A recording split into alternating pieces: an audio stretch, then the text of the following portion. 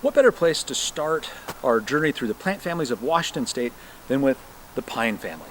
You know, they smell beautiful, they're green all year round, so even if you're out skiing, you can learn some plants of the state, even now in winter. And they're everywhere, they're abundant. If you're out in the mountains, then they're just about everything around you. And even right out my front door here, I have 4 species of plants in the pine family. I got Lodgepole pine over there, I got Subalpine fir right here, and behind me I got Douglas-fir and Spruce. So there we got 4 you can knock out, maybe without even leaving your front yard. So we start here with the pine family, or as it's known in scientific circles, PINACEAE. Just about everyone is familiar with the pine family. If you've had a Christmas tree in your house, you've had one over for the holidays. These are evergreen trees for the most part. They have male and female cones, although we're more familiar with their female cones, and all members of the pine family make cones of one sort or another. Although our focus in this video series is eastern Washington, I'm mainly going to camp out in the Cascades and move a little further west than usual. Now, if you live in the evergreen state, examples of the pine family are familiar, whether that's the true pines, members of the genus Pinus, or things like hemlocks and firs and spruces. All of these look fairly familiar. They're large evergreen trees. And then there's our one exception, the larch. Large tree, but it's not evergreen. In Washington State, there are 18 different members of the pine family, and this is just 8 of them, but a pretty good representation. And because I'm a taxonomist, each of these videos I'll stop and look at where this plant family sits in the wider plant family tree. So in this tree, we see the conifers over here, which are the cone-bearing plants. And so pine family is part of that conifer group, but is not all of them. It shares this relatively old branch, the gymnosperms, which means naked seeds. So unlike the angiosperms or flowering plants, they don't produce a covering around their seeds. It includes things like ginkgos, joint firs found in the deserts, cycads, and this strange one called welwitschia. A little more about the pine family. You'll know it's a member of the pine family if it's a tree or a shrub, so it's a woody plant. The leaves look like needles, and almost always they're evergreen. His branches are arranged in whorls. If you look over here, you find several branches coming off of one spot on the trunk. And instead of flowers, they make cones. They make 2 types of cones. The female cones, usually at the top of the tree, and the male cones spread throughout. In the summer, they release huge quantities of pollen. This family is really widespread all throughout the northern hemisphere, often dominant, like all the trees down here in the mountains, and you'll find them in cooler mountainous regions all throughout the northern hemisphere. Each plant family has its own identifying features. The stuff you look at to figure out what species it is. So if you're out for a hike or a drive and you see something you think is in the pine family and you want to know what species is that, you have to pay attention to the needles and the cones. So the needles come in a couple different arrangements. In this case, there's just one needle along the stem. So just off the stem, single needles. The other one is fascicled, where they come in bunches. And so here we see a group of 2. The number can vary, and oftentimes they're held together at the base by a bunch of little threads, sort of weave them together. There's a third type that's a bit unusual, and we find that in the larches, where you have these really short spur branches and then 20 or 30 needles coming off. They're really single needles rather than a fascicle like these over here. What about the cones? Well, pay attention mainly to the direction of the cones. In the pine family, they come off in really kind of any direction they want to. Firs, they always point upward and they're at the top of the tree.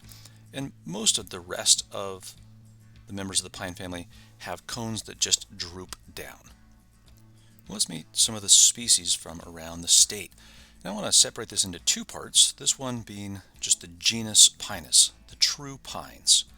And so these all have needles in those bundles or fascicles, as you see over here, and you can actually tell what species it is just by the number of needles in each bunch. The first pine species we'll take on is the Ponderosa pine, really an iconic species of the American West. These are tall and stately trees. They're really just beautiful with that red bark that smells like vanilla when the sun warms it up. Its needles are always found in groups of 3, and its cones here are about the size of your fist. They are quite prickly on the outside, so watch out for those. All of our pines, by the way, have cones that mature in 2 years. So the very first season they look like this when they get pollinated, and then this is last year's cones, and then they mature into something that opens up and releases the seed. These are trees that are found in drier areas, so these creep down into the foothills. You see them surrounded by sagebrush here, and that's pretty common.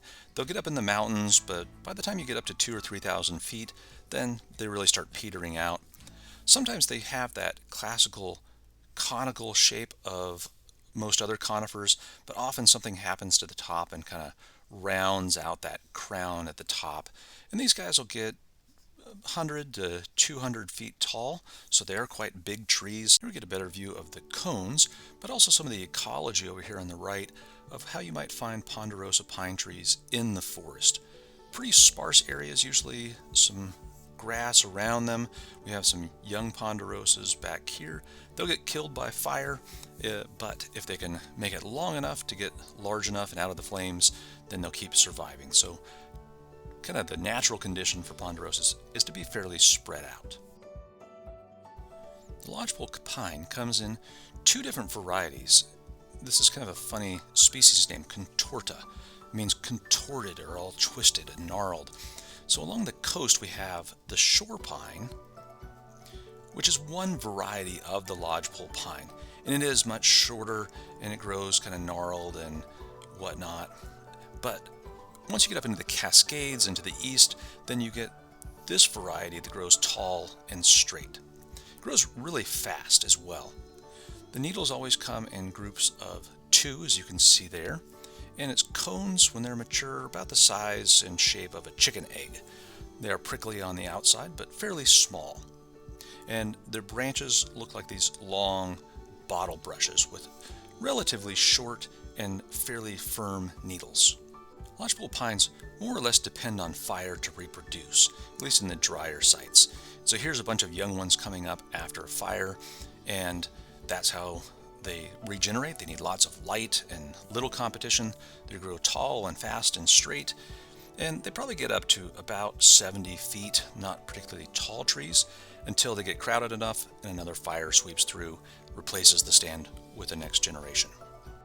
Western white pine is a beautiful tree. It's easily identified by its needles in groups of 5 and these really large cones that hang down at the top of the tree. So the needles are fairly fine in their texture.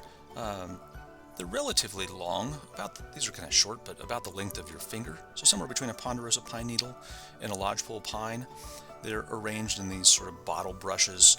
A lot of times you can see here the foliage has more of a blue-green appearance. These cones can be anywhere from about the length of your hand to your foot, so they're really relatively large. The trees themselves are stout trees. They'll get 100 feet or more tall, and they occur kind of sporadically up in these sort of mid-elevation forests. The last of our pines, the whitebark pine, is this pretty wild-looking high-elevation tree. You can see this one on the left. It's got this branch coming down that's bent by the snow and the wind. Another one coming out sideways there. And then the rest of the tree going up straight with a dead branch here and a live branch here.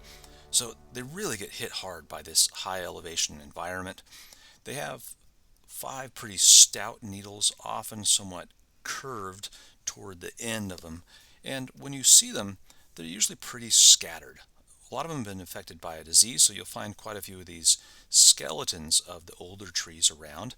Haven't been burned by fire yet, because up there they don't get a lot of fire.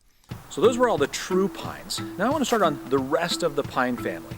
And all of them, like this fir right here, have just single needles, so they're not in little bundles. Let's start off this next group in the pine family with the one oddball, the larch. There are actually 2 species of larch, or sometimes they're called tamaracks. And this is the western larch. There's also a subalpine larch. But they are tall and elegant trees. They have these upward swooping branches and fairly distinctive cones that hang down. They have these little bracts that come out and extend beyond the cone scales, which are about an inch long. One of the most distinctive features are these nubby little spur branches that normally grow 15 to 30 needles all fanning out from that point, and they fall off in the fall, of course. And so they really stand out when it is in autumn and you see these yellow trees, just bright yellow against the green background. And even in the spring, those needles come back and grow and are just this really lime green color. So they definitely stand out. They're nice tall trees. They'll get up to 170 feet tall. And again, here we see some starting to turn, another one a little more yellow, really standing out against the rest of the evergreen conifers. Next we have the hemlocks, and I'm going to start with the mountain hemlock. These, as their name suggests, are found up higher in elevation than the other hemlocks. We often find them 3,000 feet or so. You'll start seeing a bunch of these guys. They do really well in the snow.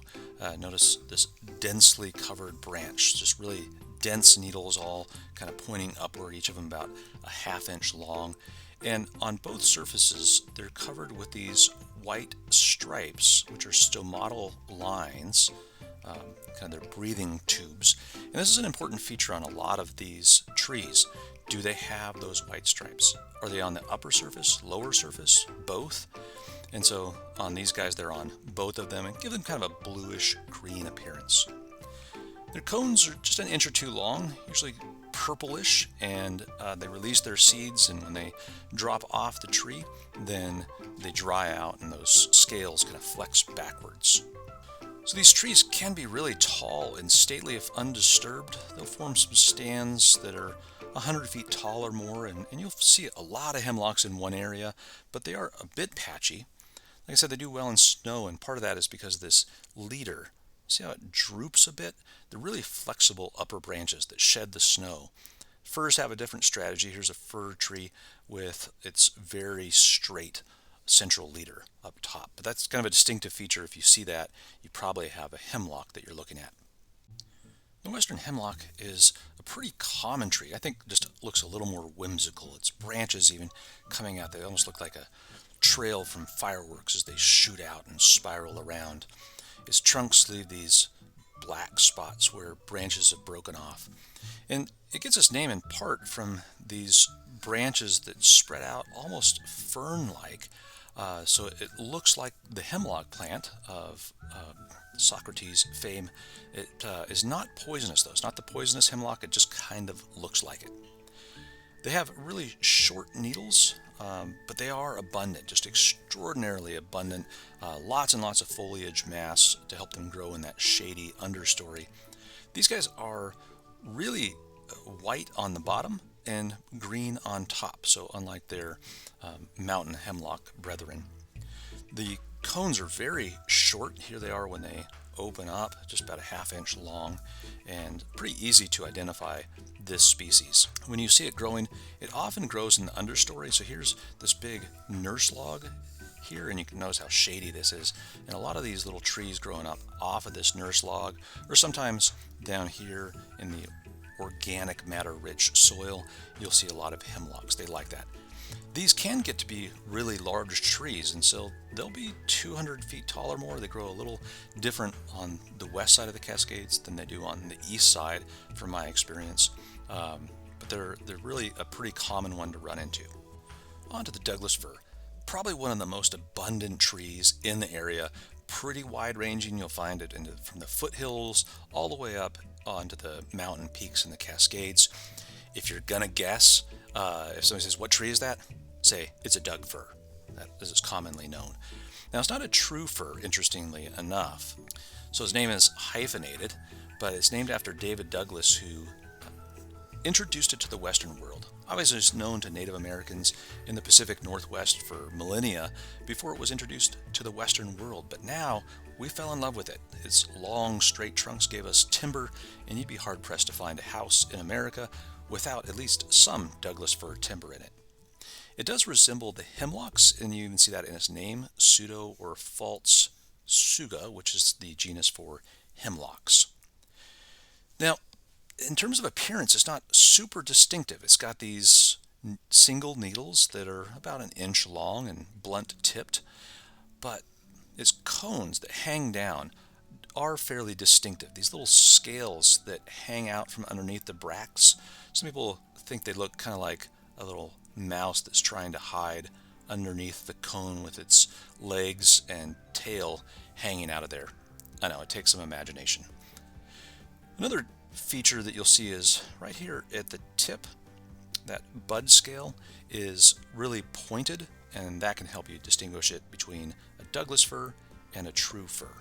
As I said, these grow tall and straight, a lot of side branches, but they're fairly thin, making the timber really valuable. And these guys can get enormous. If you let these guys grow, they'll get 300 feet or more. There's even one felled a while ago that measured in at about 400 feet, so they can be giants.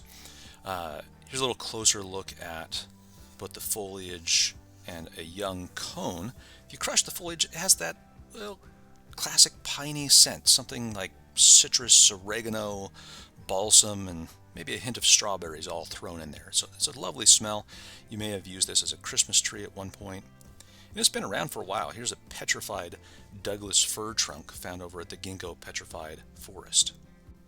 So we get a view of some of those short single needles, not distinctly bottle brush-like. They just kind of come out somewhat randomly.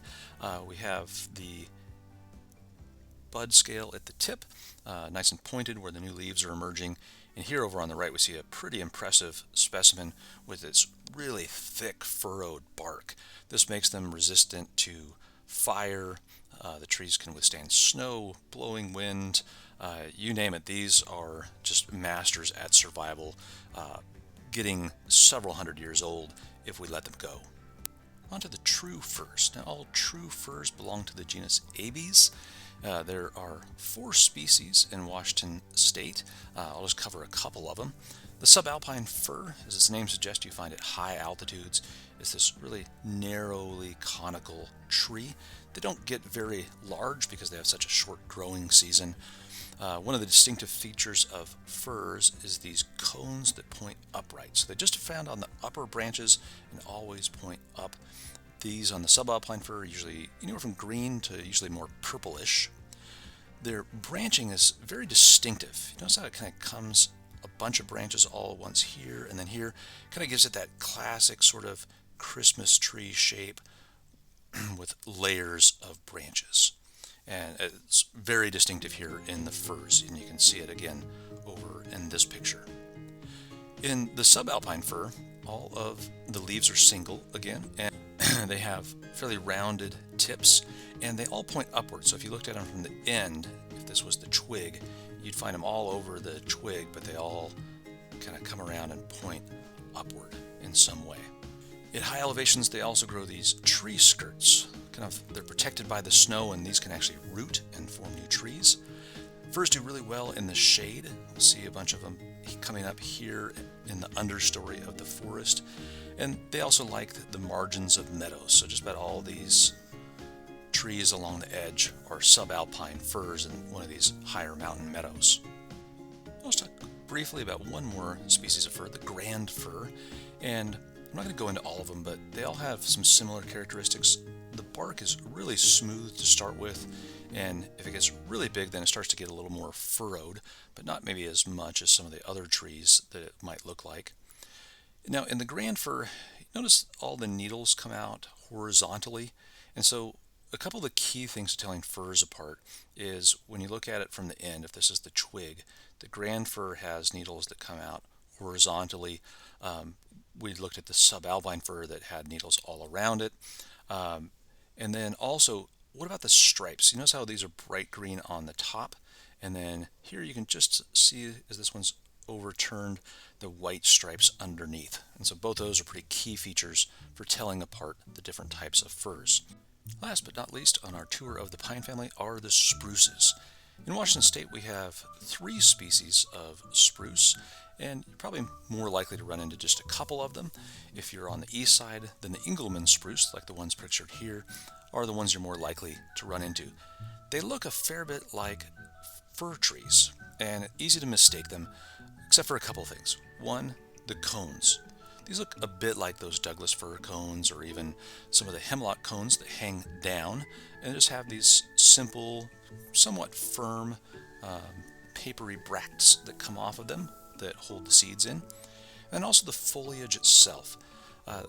If you were to touch these, you might even be able to see that. They're pretty spiny. I always think of this as spiny spruce and friendly fir. If you were to brush up against a spruce, it would poke you, whereas a fir usually has these blunt tip needles and is fairly friendly to hang on to.